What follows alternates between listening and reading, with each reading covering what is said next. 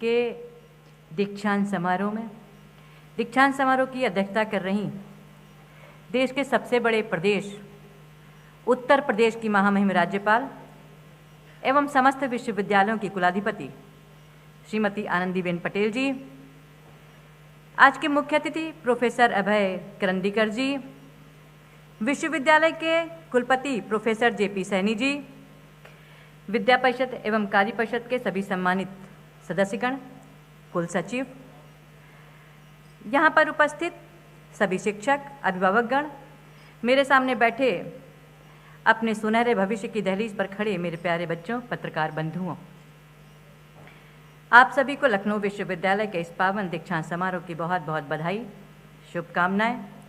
सबसे पहले आज मैं उपाधि और पदक प्राप्त करने वाले, स्वर्ण पदक और विशिष्ट पदक प्राप्त करने वाले सभी छात्र छात्राओं को बहुत बहुत बधाई देती हूँ, उनके उज्जवल भविष्य की शुभकामनाएं देती हूँ। साथ में आपके माता पिता, उनका त्याग, उनका समर्पण और आपके शिक्षकों का मार्गदर्शन, इसके लिए उनको भी मैं बहुत बहुत बधाई देती हूँ। आज आप जब मेडल ले रहे थे, एक लंबी लाइन यहाँ पे थी और उसमें सबसे ज़्यादा प्रसन्नता की बात ये थी कि लगभग 75% हमारी बेटियां यहाँ पे मेडल ले रही थीं। मैं बहुत बहुत बधाई देती हूँ। यही बदलता हुआ भारत है, यही हमारे यशस्वी प्रधानमंत्री जी का विजन, विकसित भारत, उसकी तरफ कदम बढ़ाता हुआ हमारा भारत है। उपाधि प्राप्त करता विद्यार्थियों से मैं कहना चाहूँगी कि दीक्षा का अर्थ सीखने की शुरुआत से है। आज आपकी औपचारिक शिक्षा पूरी हुई, लेकिन असली शिक्षा अब शुरू होगी। डिग्री आपके हाथ में है और देश की जिम्मेदारी आपके कंधों पर। आज आपने डिग्रियां ली, आपने पदक प्राप्त किए, बहुत ही गौरव का पल, बहुत ही हर्ष का पल, लेकिन साथ ही साथ में ये मंच जिम्मेदारियों का एहसास कराने वाला भी। आज से आपका परिवार, समाज, राष्ट्र आपसे अपेक्षाएं करेगा। ध्यान रखिएगा, चाणक्य ने कहा था, विद्या धनम सर्वधनम प्रधानम, विद्या ही सबसे बड़ा धन है और आप इस धन के संवाहक बन करके यहाँ से निकल रहे हैं। आप जहाँ से निकल रहे हैं, लखनऊ विश्वविद्यालय कोई साधारण विश्वविद्यालय नहीं है, ये ख्याति प्राप्त विश्वविद्यालय है। लोगों को ज़्यादा अपेक्षाएं आपसे होंगी। आप यहाँ से ज्ञान, अध्यात्म, तकनीक, बहुत सारी शिक्षा, कौशल लेकर के यहाँ से निकल रहे हैं और मुझे पूरा विश्वास है आप अपने ज्ञान से, आप अपने शिक्षा से, आप अपने कौशल से स्वयं को मजबूत तो करेंगे ही, आप इससे समाज को दिशा देने का काम भी करेंगे। मेरे युवा साथियों, सूचना और तकनीकी क्रांति के इस दौर में ज्ञान का विपुल प्रवाह बस एक क्लिक पर आपके लिए उपलब्ध है। ज़रूरी है कि सुविधा का उपयोग आप अपने लक्ष्य के संधान के लिए करें। मित्रों, आज के इस दौर में भटकाव बहुत ज़्यादा है, प्रलोभनों की बाढ़ है।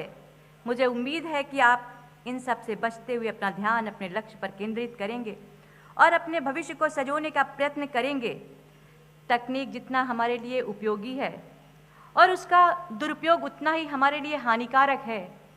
और मुझे पता है आप लखनऊ विश्वविद्यालय के छात्र छात्राएं हैं, आप इसकी पूरी जानकारी आपको है किसका कहाँ पे प्रयोग करना है और आपको स्वयं तो समझना ही है, आपको और युवाओं को भी समझाने की आवश्यकता है वे किधर जा रहे हैं, क्या कर रहे हैं, अपने लिए क्या आवश्यक है, किसका प्रयोग कहाँ तक कितना करना है। स्वयं आपको मजबूत बनाना है।